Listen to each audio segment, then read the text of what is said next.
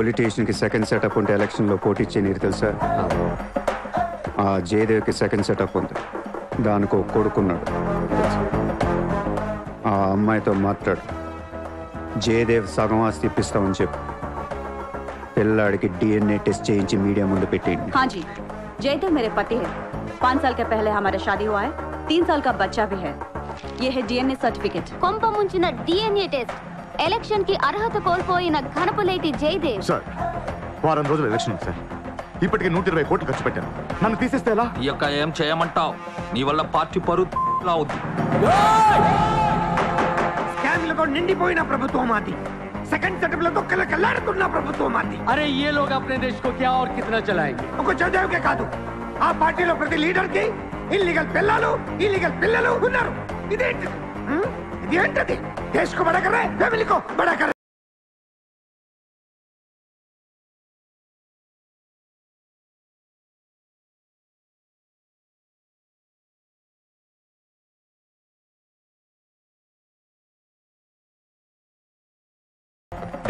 News channels ఉన్నాయి. News reporter దగ్గర నుంచి న్యూస్ రీడర్ దాకా ఒక్కొక్కరికి కార్ గిఫ్ట్ గా ఇచ్చేయండి. ప్రతి న్యూస్ పేపర్ లో, ప్రతి ఛానల్లో మన గురించి న్యూస్ పాజిటివ్ గా రావాలి. గత అనుభవాలతో విసిగి వేసారిపోయిన ప్రజలు ఈ పార్టీకే మొగ్గు చూపుతున్నారు. అలాగే ఎగ్జిట్ పోల్ సర్వే కూడా మనకు అనుకూలంగా ఉండాలి. सर्वे के हिसाब से ये पार्टी को 80% मतदान हुए हैं. నాకు ఎలాంటి ప్రోగ్రామ్స్ కావాలంటే మన పార్టీ ఫీవర్ తెలిసేలా ఉండాలి. అన్నదే గెలుస్తాడు. రామరాజ్యం వచ్చేస్తుంది. 5 రోజుల ముందు డబ్బిస్తే తాగి మర్చిపోతారయ్యా. ముందు రోజు రాత్రే ఇవ్వాలి.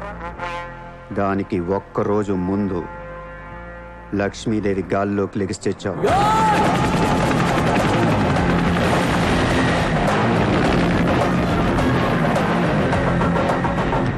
అందరూ అంటూ ఉంటారు, డబ్బు శాశ్వతం కాదు, మనుషులే శాశ్వతం అని. ఇక్కడ మనుషులు చచ్చిపోతున్నారు తప్ప కరెన్సీ చావటలా. పనిచేయండి. ఈ మనుషులు పోయే లోపు డబ్బుని పంచే.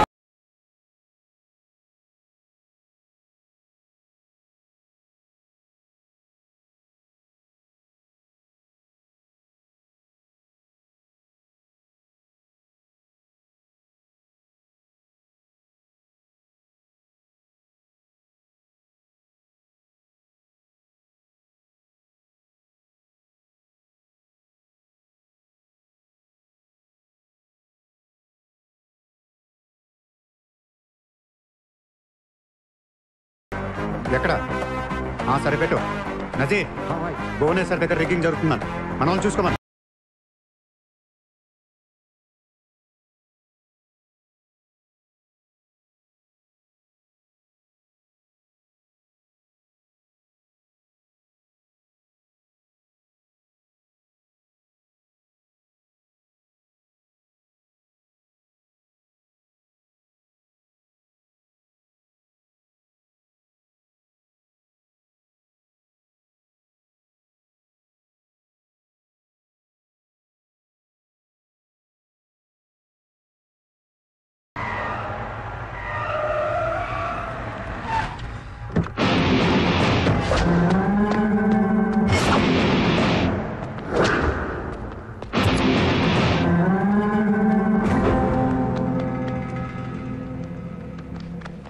ఎరా, ఏం తెచ్చుకోలేదేంటి?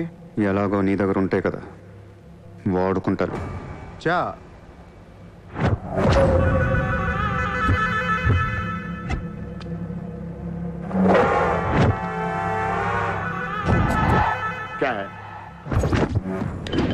నాకు అదే నా వాట్ సార్, పొడిచావు, షూట్ చేసావు, ఇంకా కసి తీరలేదా నీకు?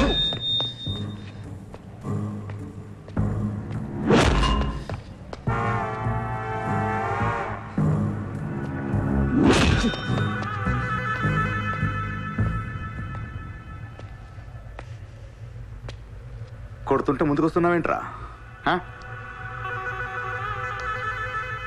ఆ రోజు నేను ఎందుకు చంపలేదో నాకు ఇప్పటికీ అర్థం కావట్లేదు. కానీ ఆ రోజు నాకు మంచి జరిగింది. ఆ సింపతితో ఎమ్మెల్యేగా గెలిచాను, ఇంత ఎత్తుకు ఎదిగాను. పిఎం అవుదామనుకుంటే వైకుంఠపాళిలో పాములా మింగేశాను. దేశమంతా ఎలక్షన్ జరుగుతోందిరా. ప్రధానమంత్రి కావాల్సిన వాడిని రాజకీయ జీవితం లేకుండా చేసావు కదా. ఇంత పగ పట్టావేంట్రా? నీ మీద పగతోనే బతుకుతున్నాను అనుకున్నావా? నీలాంటి వాళ్ళు నా జీవితంలో చాలా మంది ఉన్నారు. ఒక్కొక్క స్టేజ్లో ఒక్కొక్కడు. నువ్వు మళ్ళీ నా జీవితంలో గడ్డొచ్చావంతే. నేను తలుచుకుంటే నేను చంపటం పెద్ద పని ఏం కాదు. ఏం చేస్తావురా? ఏం చేస్తావు?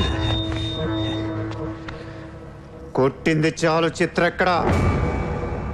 చిత్రం లేదమ్మా, చంపేశాం.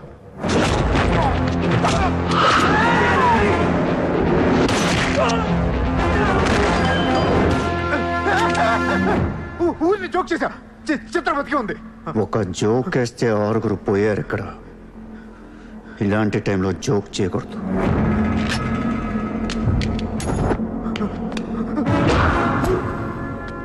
చిత్రాన్ని తీసుకొస్తే నేను వస్తానని మాత్రమే నీకు తెలుసు. వస్తే నేనేం చేస్తానో నీకు తెలీదు. అవునరా, తెలీదు. తెలియకే పిలిచాను. చూపించరా, చూపించరా, చూపించు. రే, నీ రేంజ్ ఏంటో తెలుసుకోవాలరా నేను. నీ మొత్తం క్యాలిబర్ చూడాలంటా. నాకు చూపించు, చూపించు, చూపించు. నువ్వు అంతగా ముచ్చట పడితే నేనెందుకు ఆగుతాను? ఈ రోజు నీ హిస్టరీ చిరిగిపోతుంది. మళ్ళీ మాట్లాడటానికి నువ్వు ఉండవు. నీ గురించి మాట్లాడటానికి ఇంకెవడో ఉండడు.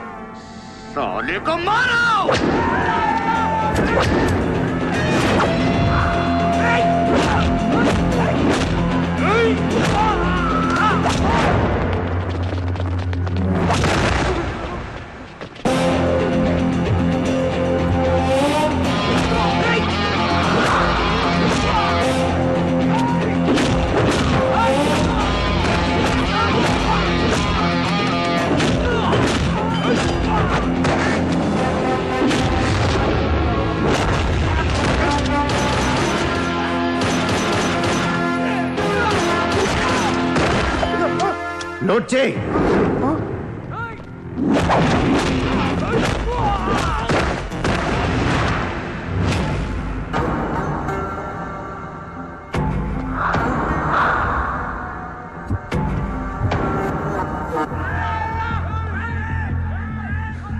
ఆ బ్యాలెన్స్ ఫినిష్ అయ్యే లోపల చిత్రం చూపించు. నువ్వు చూపించకపోతే ఆ తర్వాత చిత్రం ఎక్కడుందని అడగను కూడా అడగను. ఆటోమేటిక్గా అదే ఆటోలో నువ్వు కూడా పోతావు.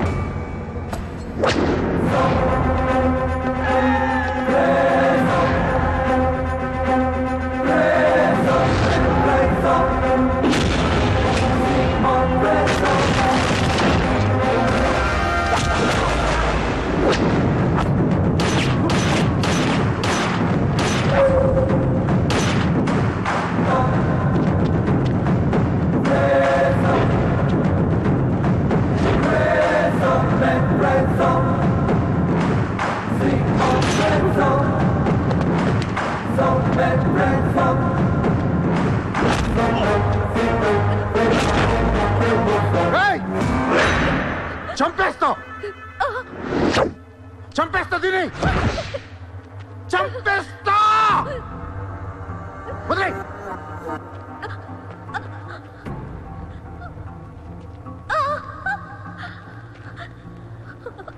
ఇలా ఉన్నావేంట్రా? ఫస్ట్ టైం నా జీవితంలో బ్రతికితే చాలనిపించింది. అమ్మా, నిన్ను తను వదిలే. కావాలంటే నన్ను ఏమైనా చేసుకో. నేనేం చేయగలరా? నిన్ను చంపడం తప్ప ఇంకేం చేయగలను? నువ్వు చేస్తుంటే చూడాలనుందిరా నాకు. గన్ను తీసి కాల్చాలనుంది నాకు. కాల్చు. కాలుస్తావా కాల్చుకోమంటావా?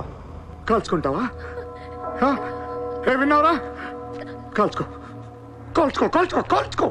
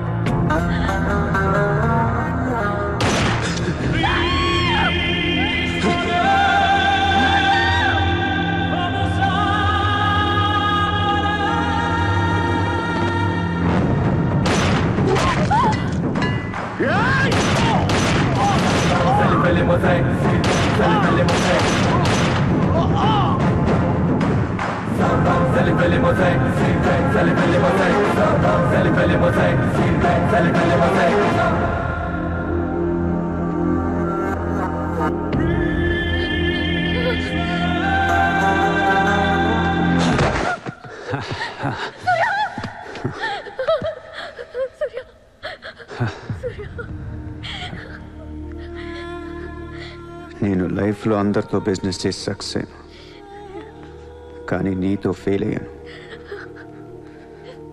I love you. నేను ఇంకా మోసం చేస్తున్నాను అనుకుంటున్నావు కదా? చచ్చిపోయేటప్పుడు ఎవడు అబద్ధం చెప్పడు. అలా నాకు నీకేం కాదు. బుల్లెట్ దిగింది నాకా నీకా? నా ప్రేమ నిజం, నువ్వు బతుకుతావు. ఒకవేళ నేను పోతే వెళ్ళను గుడ్, కానీ నీ ప్రేమ నిజమై నేను బతికిపోతే ఇండియా తీర్చేస్తాను. భారతదేశపు 14వ ప్రధానమంత్రిగా గురు గోవింద్ పటేల్ రేపు ప్రమాణ స్వీకారం చేయనున్నారు. పదవి బాధ్యతలు స్వీకరించిన వెంటనే ఆయన ముంబై లీలావతి హాస్పిటల్లో కోలుకుంటున్న ప్రముఖ బిజినెస్ మ్యాన్ విజయ్ సూర్యను కలవడానికి వెళ్తున్నట్లు సమాచారం. జీవితంలో ఎన్నో కష్టాలు పడి ఈ రోజు సూర్య ఎక్స్పోర్ట్స్ అండ్ ఇంపోర్ట్స్ బిజినెస్ బ్యాంకుల అధినేతగా ఎదిగారు. సాక్షాత్తు ప్రధానమంత్రి ఈ రోజు మిమ్మల్ని చూడడానికి వస్తున్నారు. ఈ సందర్భంగా యువతకు మీరిచ్చే సందేశం ఏంటి? మీరు అడుగుతున్నారు కాబట్టి చెప్తున్నాను. జీవితం అనేది ఒక యుద్ధం. దేవుడు మనల్ని వార్ జోన్లో పడేశాడు. Be alert, protect yourself. లైఫ్లో ఒక గోల్ అంటూ పెట్టుకోండి, కసితో పరిగెత్తండి. పాడాలనుకుంటే కసిగా పాడేయండి, చదవాలనుకుంటే కసిగా చదివేయండి. లైఫ్లో ఏ గోలు లేనోళ్ళు మాత్రం వీలైనంత త్వరగా చచ్చిపోండి. మీ వల్ల మాకు ఏ ఉపయోగం లేదు. గుర్తుపెట్టుకో, నీకంటే తోపెవడు లేడిక్కడ. నీకేదనిపిస్తే వచ్చి ఎవడి మాట వినొద్దు, మనిషి మాట అసలు వినొద్దు. నీ టార్గెట్ 10 మైల్స్ అయితే aim for the 11th mile. కార్తే దిమ్మ తిరిగిపోవాలి. చల్.